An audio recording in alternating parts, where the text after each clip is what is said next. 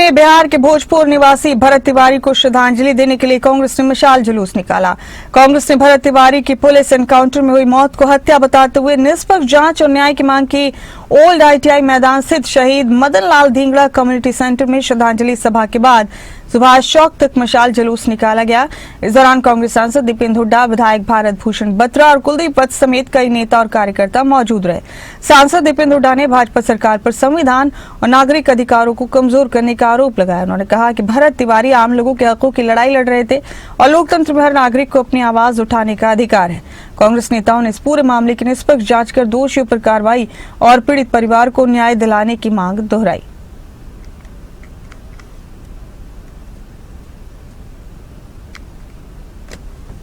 जिस तरह की तानाशाही सरकार चल रही है देश में, प्रजातंत्र और संविधान की धज्जियां उड़ा के सरकार चल रही है।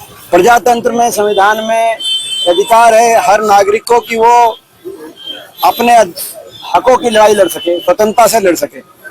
लेकिन इस सरकार को बर्दाश्त नहीं कभी कोई सरकार की अगर कोई कमी निकाल दे या अपने हकों की लड़ाई लड़े। बिहार में एक नौजवान भरत तिवारी जो लोगों की लड़ाई लड़ रहे थे, उनको उस लड़ाई लड़ते को देखकर निशाने पे लिया गया और उनका एनकाउंटर कराया गया भाजपा सरकार द्वारा। ये असहनीय, लोकतंत्र संविधान के लिए और पूरे देश के देशवासियों के लिए चिंता का विषय है। ये असहनीय है।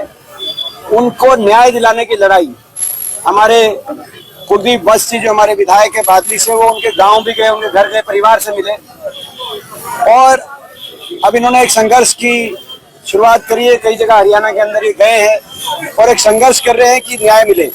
और केवल ये एक अकेला उदाहरण ही नहीं, आपने देखा किस तरीके से जंतर मंतर पे क्या स्थिति है, जहाँ पे देश का लोकतंत्र कभी भी अगर सरकार से किसी को अपनी बात रखनी होती थी तो रामलीला ग्राउंड जंतर मंतर पे आके अपनी बात रखते।